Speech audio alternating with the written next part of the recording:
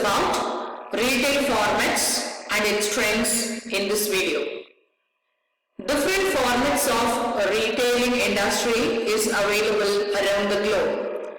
Let's discuss in detail about the two major classification of store and non-store retailing businesses in the retail formats.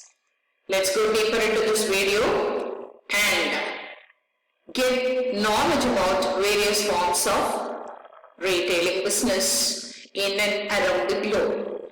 What do you understand by the term retailing?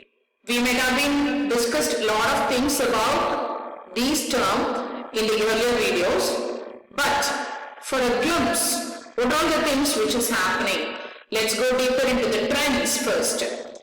It is in retailing that very drastic changes have been occurred during the last 2 decades. Some institutions have disappeared, whereas newer ones have been added. This process of addition and deletion still continues in newer forms.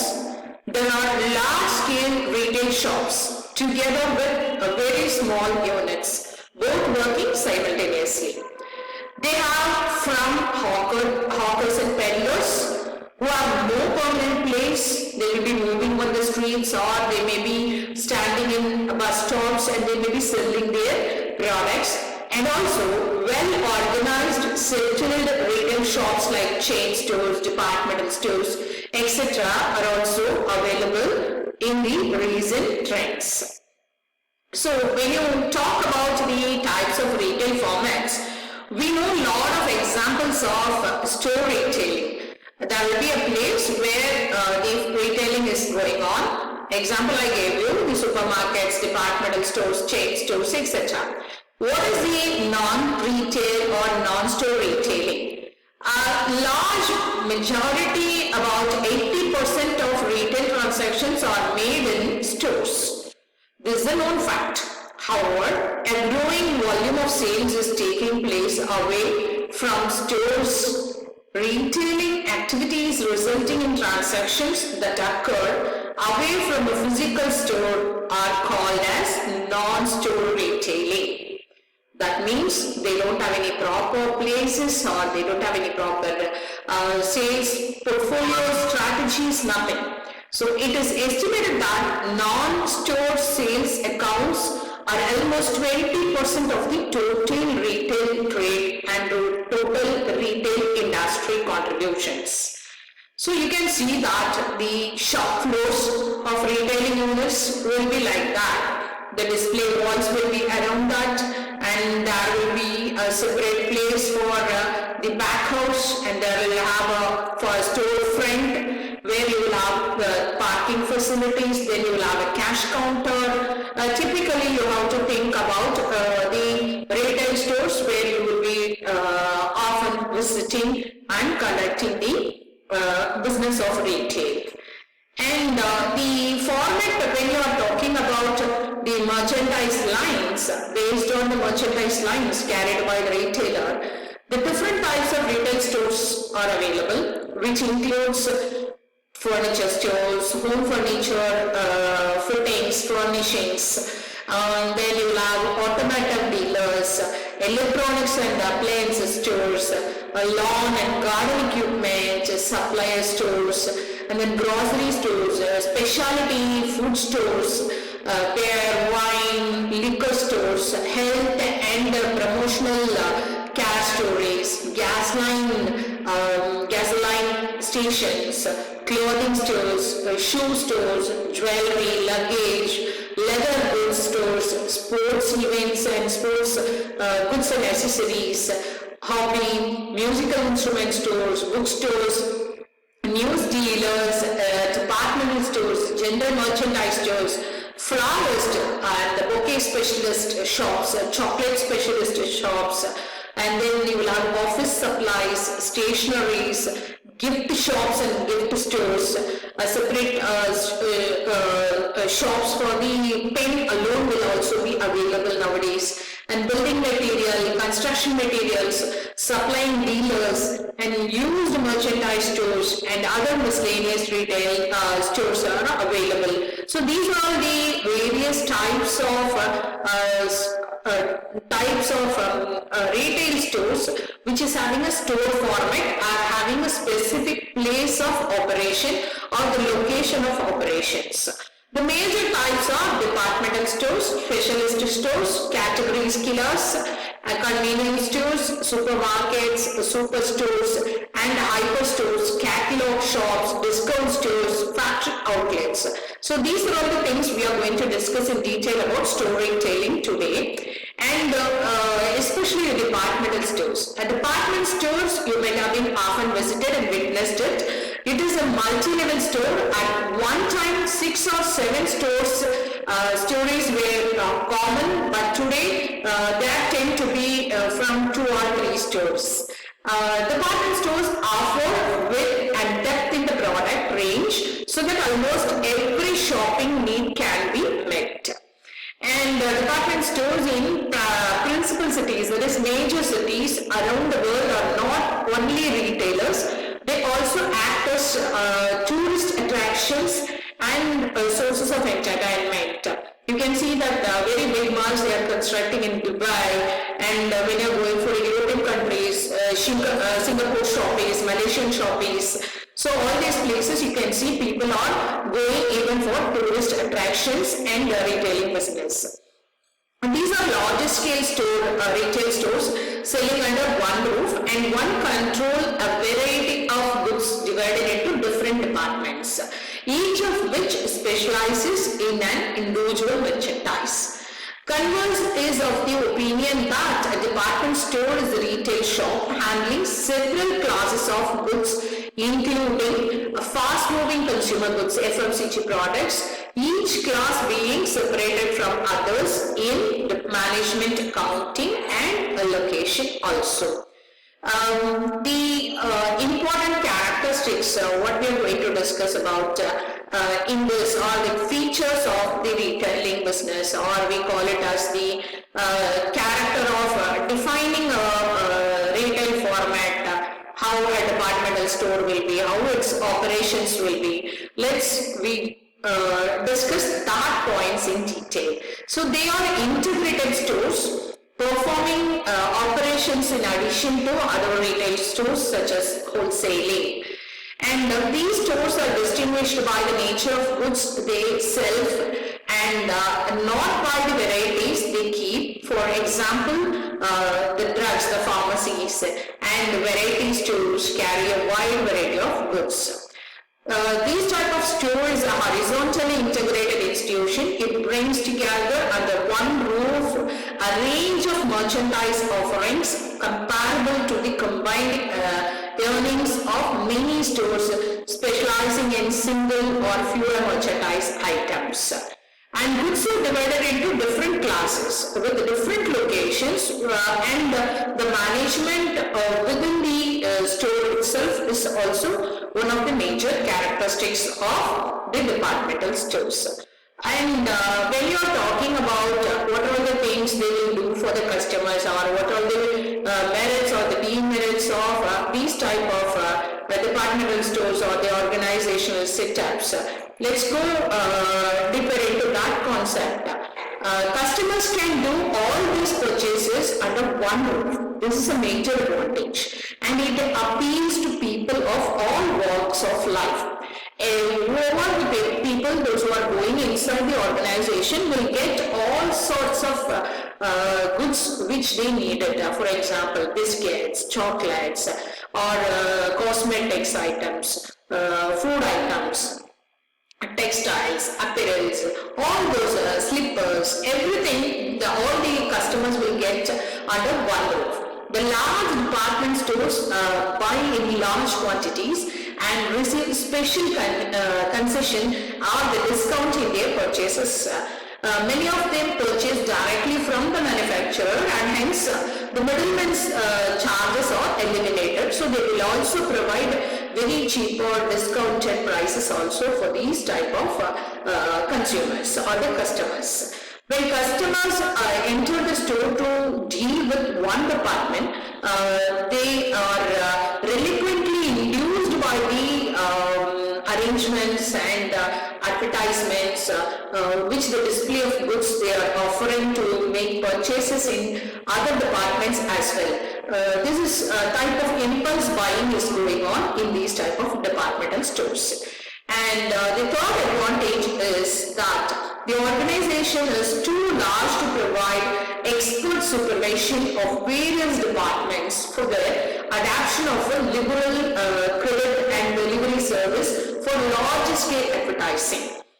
Then the last point what we are going to discuss is that departmental stores are in a position to pay cash on all or most of their operations. I told you in the layout, the cash counters are specially made. Either you can do it with the currencies, or you can also use plastic currencies like debit card, credit card, etc. And which is giving them an additional advantage of picking up quality goods and cheaper rates, and at the same time stocking the latest styles and fails. So these are all the major advantages of the departmental stores. What are the limitations of a departmental store? So the cost of doing business is very high due to heavy overhead expenses, because they have to locate the place and the location should be in a prime area so that people may come and do certain purchasing. Because of the location in a central shopping area, they are of not much advantage to the public, because goods required at short notice are always purchased from the nearest traders. There is lack of personal touch and personal supervision which is to be found in single line. When higher diligence is substituted for the diligence of ownership, loss and leakages are also likely to occur. The people may come and just take it and they will open it and throw it because nobody will be there, and it may be falling down and they will not do anything in that sort, and they may be taking the apparels or the dresses from one particular place. They may drop it in the rehearsal room, or they put it in the grocery section and they will just go off. So many customers abuse the liberal services extended and take advantage of the policy of customer is always right. And this type of salesmanship found in many stores and is very poor because of low payments and lack of supervision. So that these are all some of the disadvantages of departmental stores. The next classification is the specialist stores. Specialist stores are smaller in line with the size of the product range offered. So they will be having smaller retail units, and the line of the products or the size of the product range is very, very limited. And the majority of the stores found in shopping centers or central retail areas are specialist stores. And specialist stores are targets a narrowly defined consumer or the customer segment. They know who are all the customers who are all going to come and buy. Sometimes they will focus only on the elite customers, or they will be only focusing on the college students. The markets will be identified, the segmentation of the market will be identified very clearly by the specialist stores. Next, about the category killers. Who are the category killers? The term category killer, which originated in USA, United States of America, category killers is described as a large specialist retailer that is typically found in an out-of-town or edge-of-town retail park or site. You can also see tax valleys nowadays. In you will have tax valleys out of the town. They will have large retail outlets. These are all called as the category killers. And the convenience stores. So convenience stores are generally apply this criteria to this format. That is, they will be doing the self-service. So any customer who is going there and they have to choose their product, take a trolley, and they will load everything there. And mostly this will be with 1,000 to 3,000 square feet of selling area, and they will find a lot of racks. You can see in the picture the things were arranged in such a way that there will not be any person at all. You have to go inside and take your trolley and you can load your things and come back to the counter. So the parking facilities are also available in this, and it is open for 7 days a week.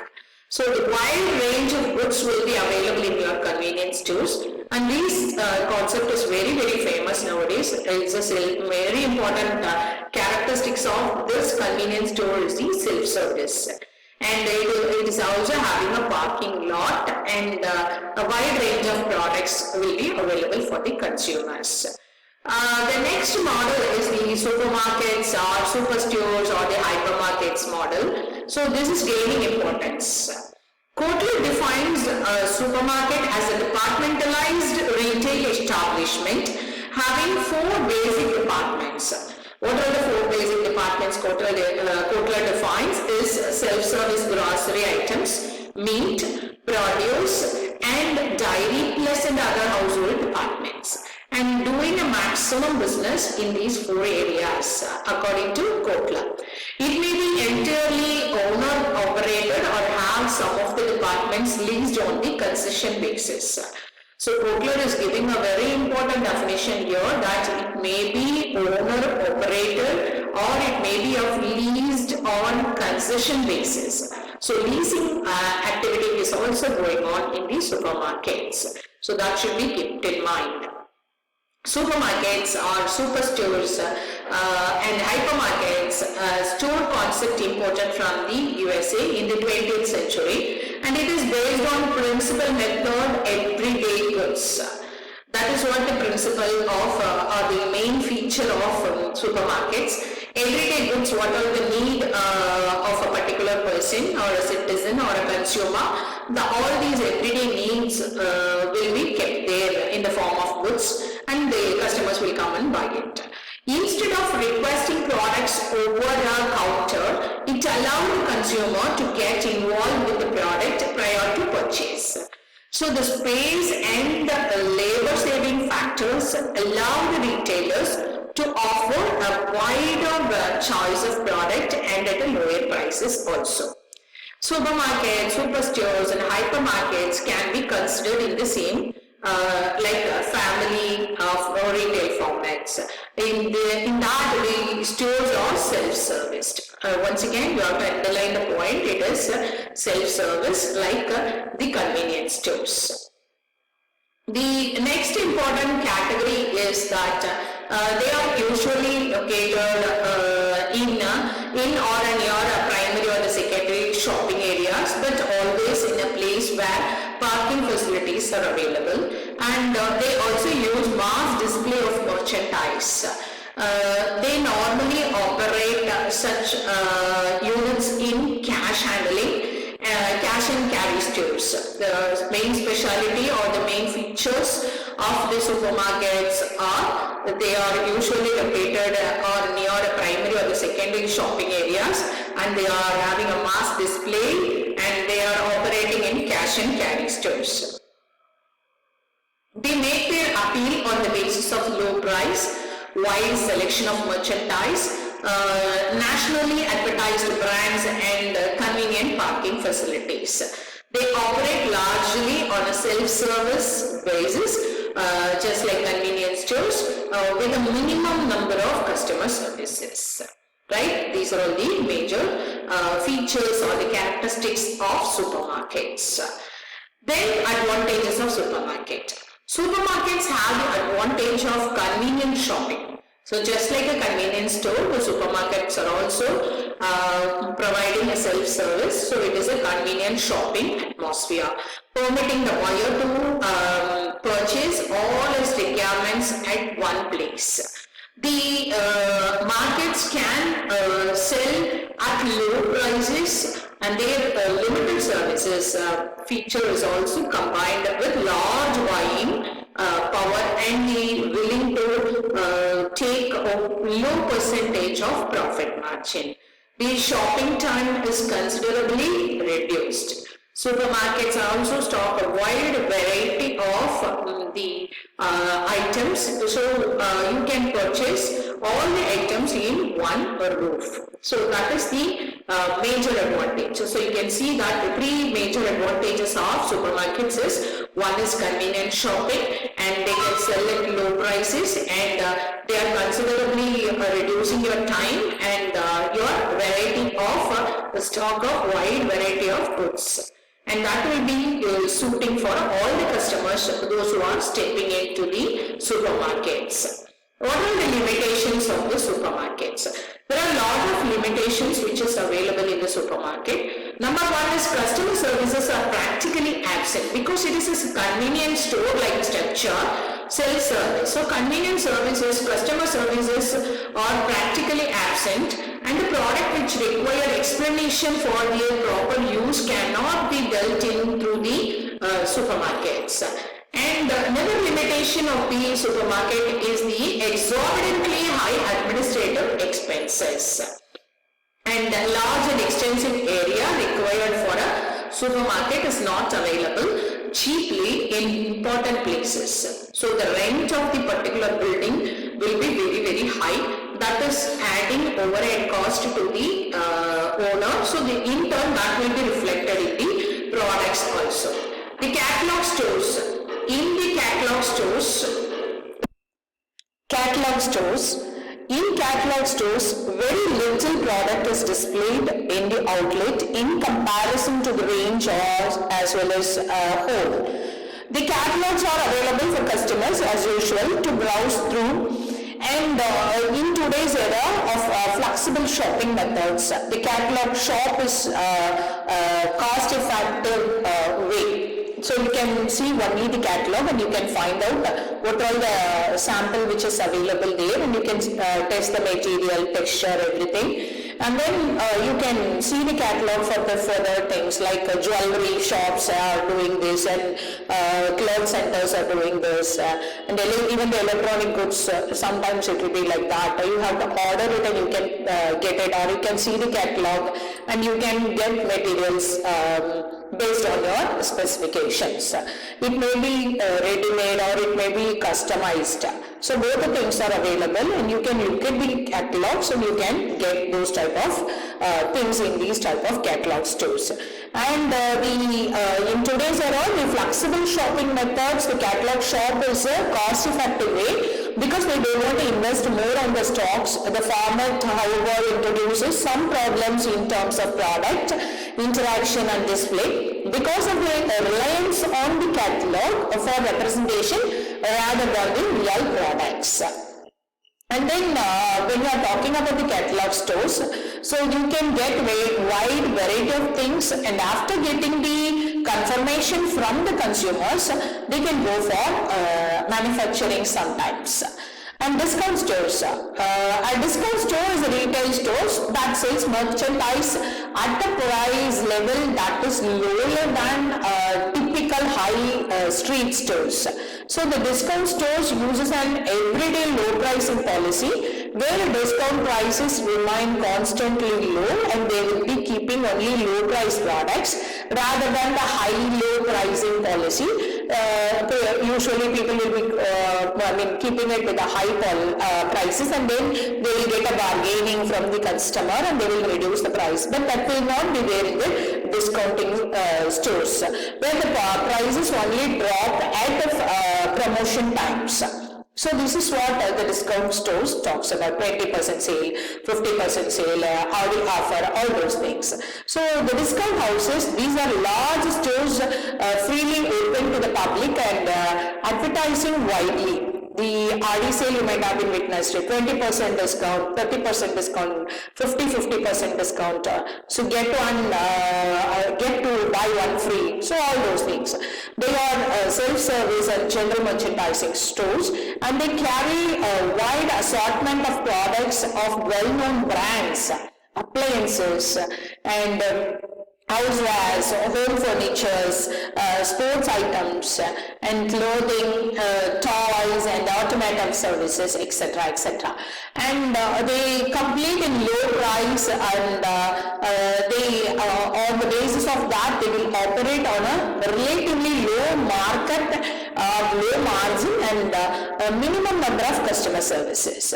So they range from small open showrooms to catalog type order offices, and to full line, you call it as a full line in the sense all the products will be available, limited services, and promotional stores will also be doing these type of discount houses.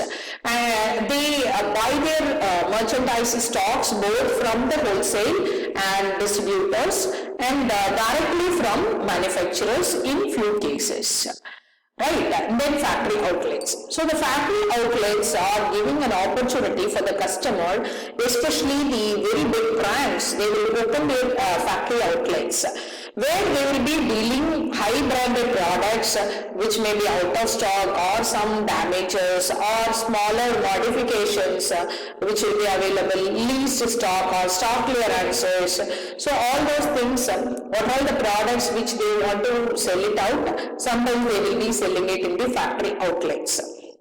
Factory outlets retailers offer customer a range of second quality or previous seasoned goods. So that is a major factory outlets will be doing it. And factory outlets gives manufacturers and retailers an opportunity to sell off unwanted merchandise without damaging their personal image, their brand image of the main product or the retail brand. It allows accessibility to consumers who might not normally in a position to buy those goods, and but able to offer brands, but they want to buy the brands. So those people directly go to these outlets, and they will tell that this is directly from the factory and this is the factory outlet, right? And then types of non-retail stores. So types of non-retail stores in the sense that they don't have any proper locations, they don't have any store displays, window displays, nothing. And they will be directly getting orders either through mail orders or direct selling sometimes. And they will have personal retailings, telesales, and internet retailing. So the personal retailing and the direct selling almost similar, but let me go into the deeper concepts. What is mail order retailing? Mail order retailers rely on printed media as the basis for their formats like catalogs. They will be sending the catalogs to you, and the customers will be viewing it in the PDF format or in the other forms, printed methods, and who order from the catalog either by telephone or by the post, or sometimes online also they will order it. And direct selling. So direct selling is the term used to describe one-to-one proactive offers from producers to consumers. For example, Eureka Foods. The people will be coming to you, they will explain about get your appointments, customer's appointment, explain about their products, its usages, and they will know about your interest, and directly coming and fitting everything to your place. And some booksellers, encyclopedia sellers, they will come to your door and they will sell all those things. This is called as the direct selling. The salesperson will come and approach you directly. And personal retailing. So Amway is one of the major example of personal retailing sector, non-store retailing business.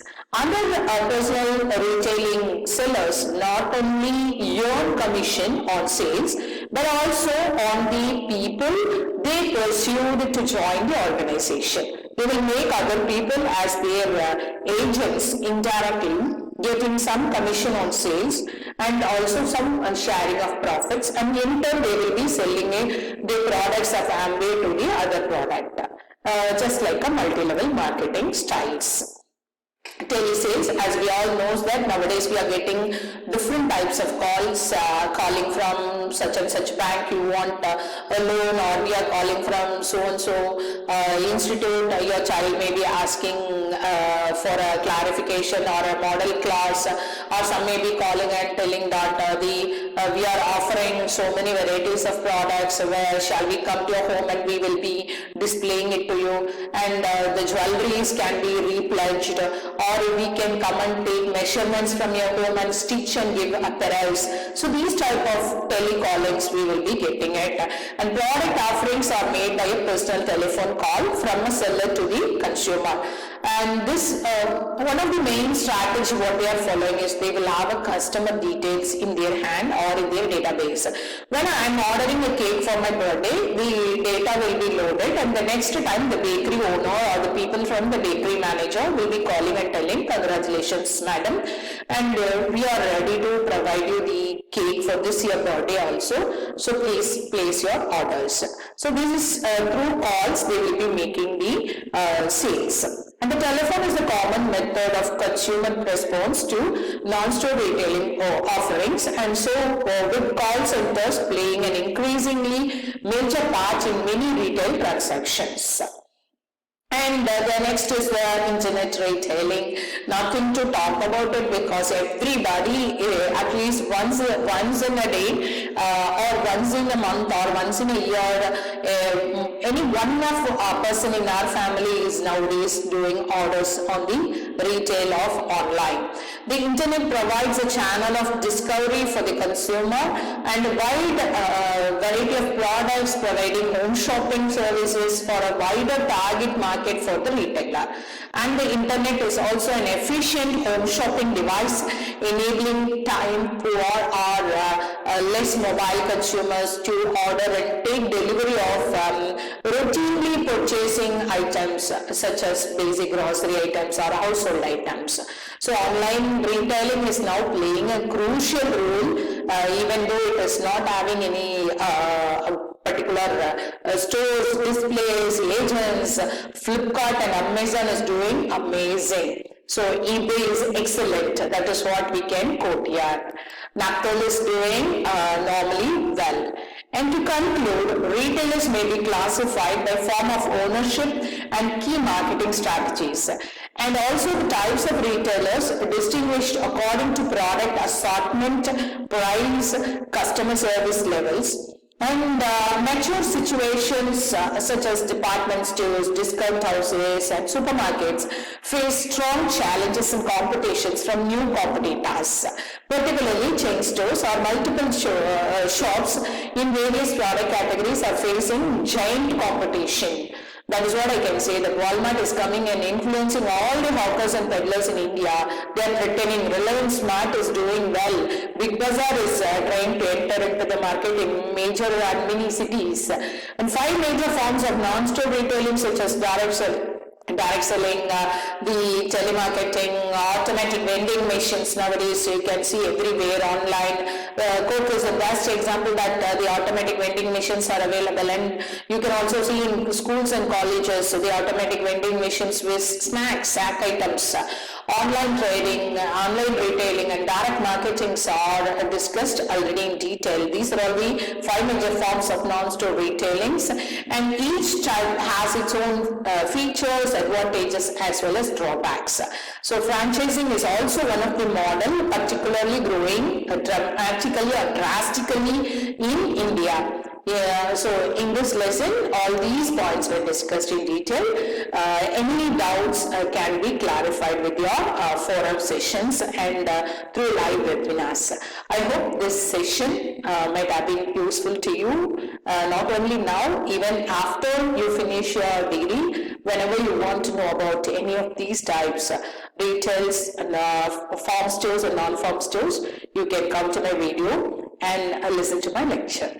Thank you for watching. Once again, get learnings from me. I will also teach you the knowledge and make it as a wisdom. Learn and then yearn. Thank you very much.